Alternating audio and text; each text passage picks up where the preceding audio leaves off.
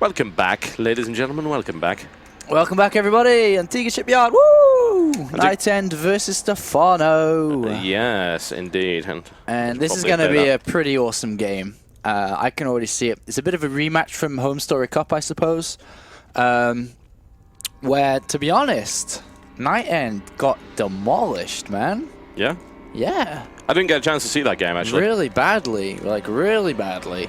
Stephano, I thought that it wouldn't be that one-sided, but it really was. We'll see, man. We'll see. All right. Anyway, Antigua Shipyard, NightEnD versus Stephano. This is NightEnd's map choice, but it also would have been Stephano's map choice too. Actually, he loves Antigua Shipyard for this matchup. Yeah, so definitely. He goes very, very heavy roach here in multiple directions from the third to the natural. So this could be difficult. And if NightEnD force feels like he did earlier, he may be in trouble against that kind of style. But he is actually a very good player when it comes to force fields and stuff. So we'll see. We will indeed see. And currently on 23,000 viewers, which I think that's actually approaching our. It was our record for concurrence. I think 25. I think it was 25. Yeah. If I look for the SHOUTcraft 3 post-mortem, I will find it because I wrote all the stats down in that. Yeah. That was the SHOUTcraft Invitational 2 post-mortem. There's the SHOUTcraft Invitational 3 post-mortem, and there was like total views. And just looking for concurrence. Actually, we've blown everything out of the water. The concurrence for SCi4 was actually 15K. Oh, see you later. Yeah. The concurrence for SCi4 is about 15K, as was concurrence for SCi3. Yeah, like the West Coast Americans aren't even awake yet. In fact, it's still pretty early for everyone else, and we're on 23,000 concurrence. So, yeah, this is the most successful SCI, and we're not even for the first group yet. So I'm fairly happy with our choices. I think that anyone who had a doubt about the choices of players is now slinking away very slowly. Exactly. All right. These players are ready, man. Yeah, I'm ready. Good. Stephano versus NightEnD is going to be an epic game. Yeah. Best of 3. Don't think there's any real doubt Very about that. Very important game, more importantly. Yes. Very important game here. Extremely. Because whoever wins this will go 2 wins. No. Well, if Stephano wins this game, he's guaranteed through. If Stephano wins, NightEnd's out. Because he'd be down at 1-2. It obviously depends a little bit on the last game, because if Stephano beats or loses to Thorzane, then there's like the 3-way tie thingy-majig.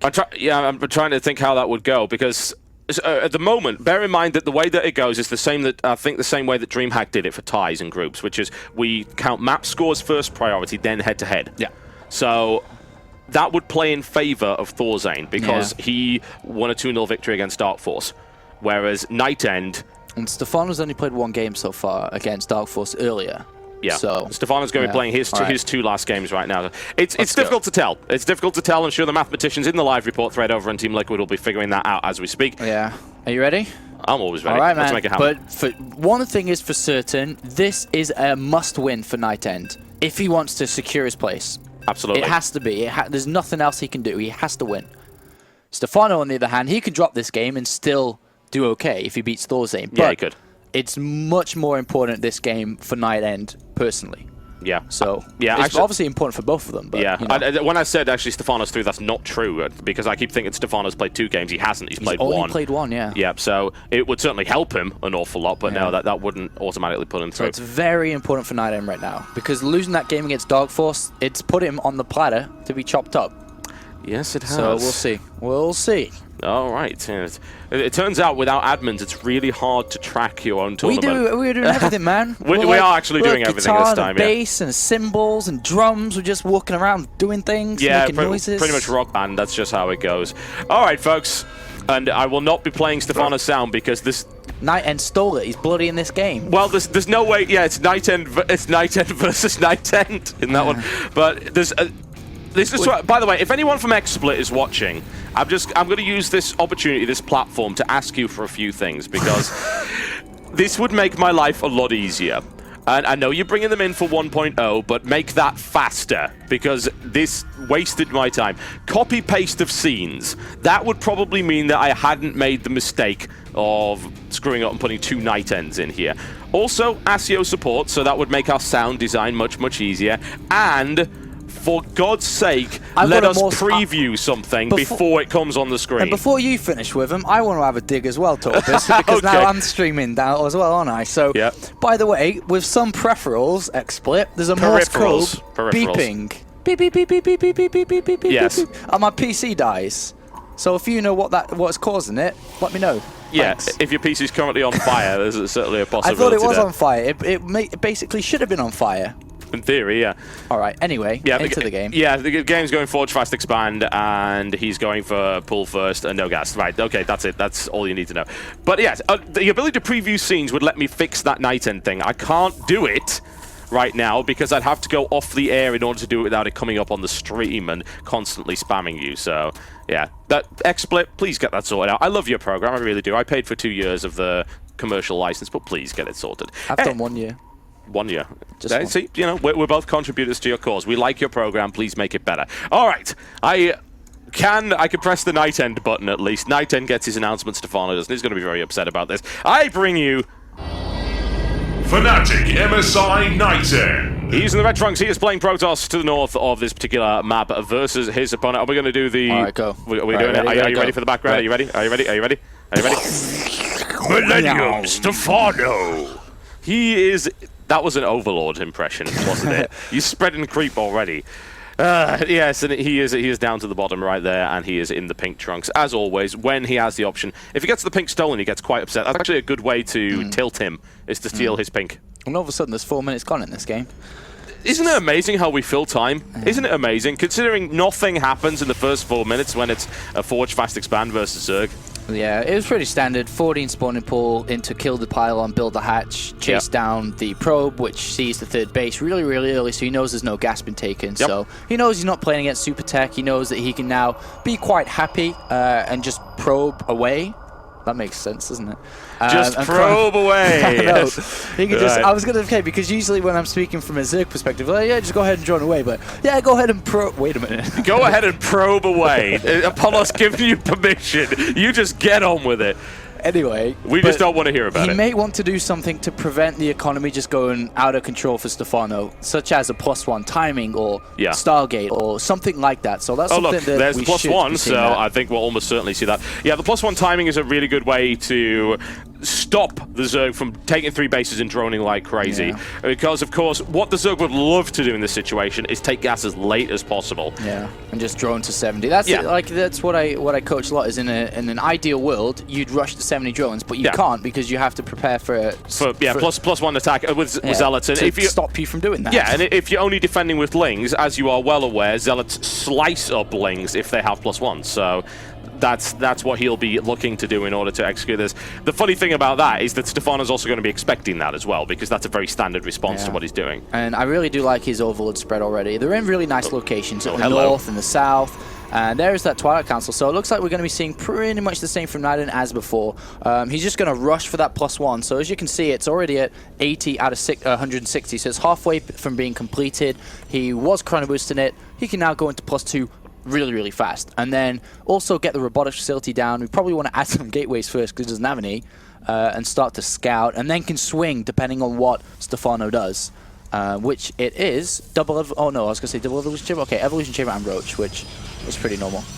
Yep, 4 more gateways being added on behind that for NightEnD. Wait a minute, there's 5. So that actually takes him to a total of 6. Yeah, and he. Oh, never mind. Basically, what he's going to be doing is 6 gateways now. He's going to go for because basically that 5th gateway has been replaced instead of the robotics facility, which should have been down, and then that's the scouting option, immortals, blah blah blah.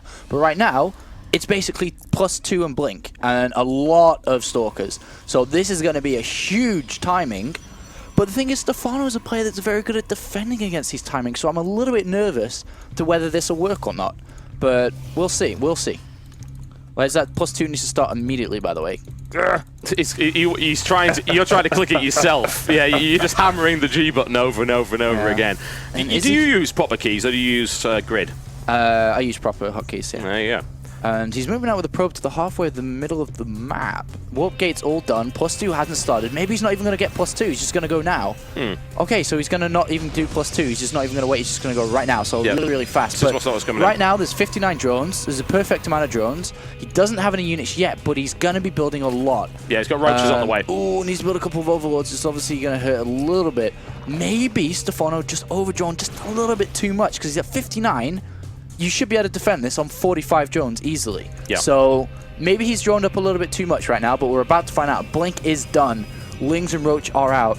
This is going to be close because it's very good for Stephano to go in right now to wear it down. Oh, no. The thing is, he's barely wound it down, and he's ended up. He used a bunch of lings, and then NightEnD was able to blink in after that to do yet more damage to kill a roach. And this blink stalker micro is great, and he's not. I don't think he's even going to lose a single stalker here. This is perfect. Yeah, lings though, when they come in now, 16 and 8 more roaches. Speed is close to being done, so he can kind of micro back to the roaches. Back to the stalkers and run into them, as you can see. But a lot of units are coming out from Stephano now. Well, let's see. This engagement's it's heating up because there's a big warpins coming in from NightEnD as well on the 6 gate. So he's bringing the pressure in here, and the Stalkers still live. The control from NightEnD here is absolutely superb.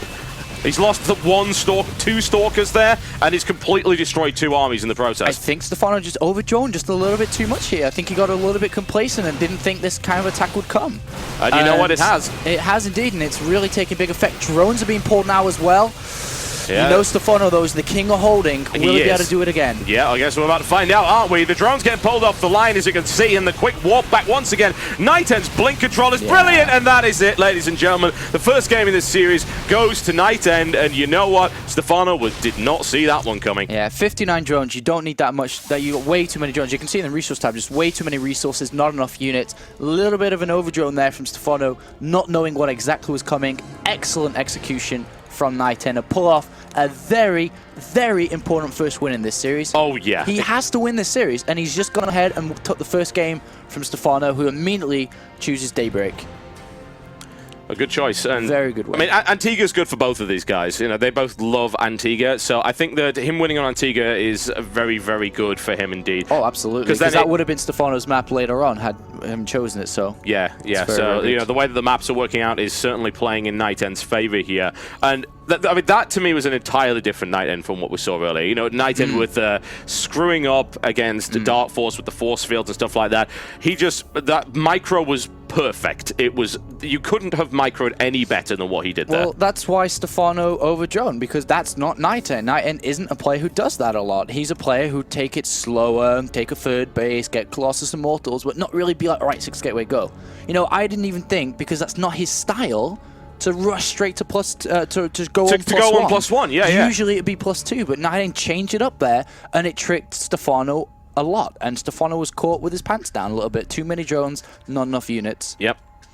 Yeah, that's good, and Thorzane's also grinning at this point as well, because it's like, hey, you know, map score is important in this. Map score is important, so if Stephano loses this as well, then that's a good position for him to be, Thorzane to be in as well. But yeah, this is getting really close, one way or the other. So I guess we'll find out. We've got NightEnD requesting 2 minutes, so we'll go to a quick ad break, and when we come back, we'll be bringing you Game 2 of NightEnD against Stephano.